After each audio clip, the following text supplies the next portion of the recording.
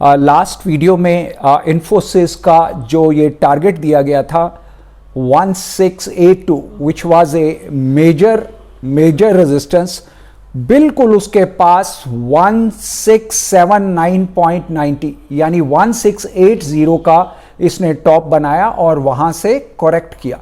तो that was wonderfully red line mark की गई थी specially for this strong resistance, और ये स्ट्रॉन्ग रेजिस्टेंस ने अपना काम किया। 1682 इट वाज द रेजिस्टेंस और 1680 यानी 1679.90 इसने टॉप बनाया।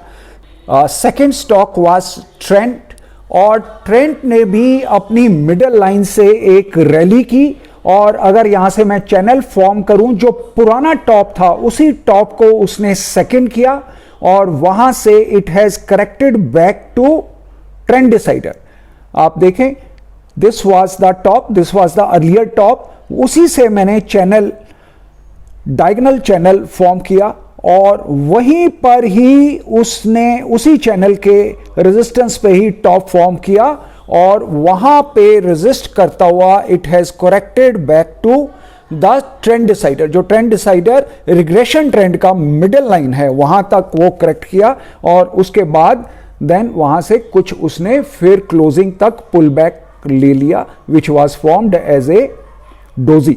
और पहला ये हैमर फॉर्म हुआ है जिसने टेस्ट किया था दिस लाइन मिडल लाइन, और वहां से जो नेक्स्ट कैंडल बनी that was the doji. So it also worked very well fantastically. अगर यहां से नीचे गिरता तो नीचे का हमारे पास अगर चैनल फॉर्म करे तो जो बॉटम है चैनल का, वहां से बॉटम से ये इट वाज ए बॉटम, वहां से हम चैनल फॉर्म करेंगे। अगर ये नीचे रोटेट करता है, नीचे जाता है, तो यहां पर इस चैनल पर इसकी सपोर्ट लेवल रहेगा। अगर ऊपर जाता है तो then it can test the resistance again on the same line.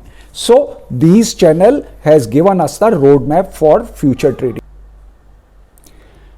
Last week में जो लेवल्स दिए गए थे उसके अंदर जो सबसे कमाल बात हुई, जो सबसे इंटरेस्टिंग बात हुई, बहुत सारे ऐसे स्टॉक थे जिन्होंने R3 को टच किया और वहां से ही वो करेक्ट हुए, या उन्होंने अपने आप की क्लोजिंग ही रेजिस्टेंस 3 या फाइनल टारगेट पर ही किया।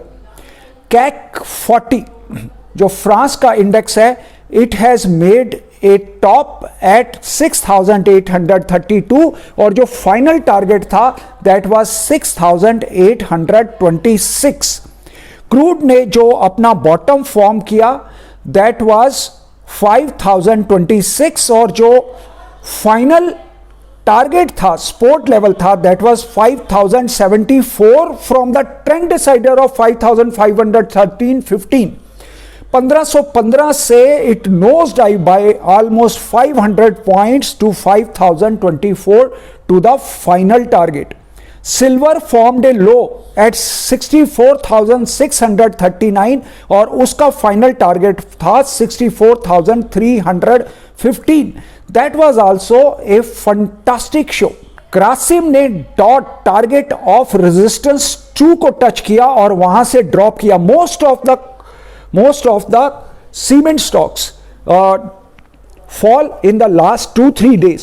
ग्रासिम ने हाई बनाया 1613 रुपए 70 पैसे का यानी 1614 और जो रेजिस्टेंस था 2 that was 1614, 1614 and top was again at 1614. That was also fantastic.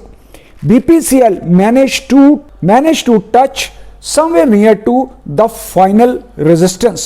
BEL almost touched the final support. Axis Bank managed to reach to resistance 2 and dropped sharply from there.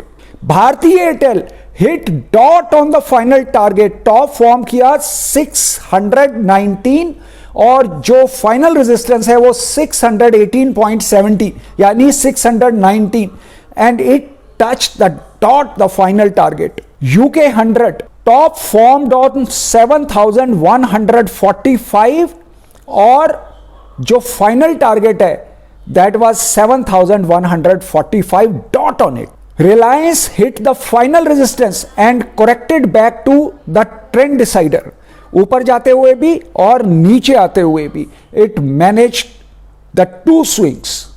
एक और मजेदार बात रही निफ्टी के बारे में, एक कहा गया था कि लास्ट वीक के लिए 16,257 और 16,321 इज एन इंपॉर्टेंट रेंज, और जो निफ्टी की most of the last 20 hours की ट्रेडिंग है, 20 आवर्स माने 6 दिन एक होती है, लास्ट 3.5 दिन की जो ट्रेडिंग है, that was between the range of 16,257 and 16,321. It was a perfect range which worked throughout the week. पहले 2 दिन there was a rally, उसके बाद it was sideways within the range of 16,257 and 16,321.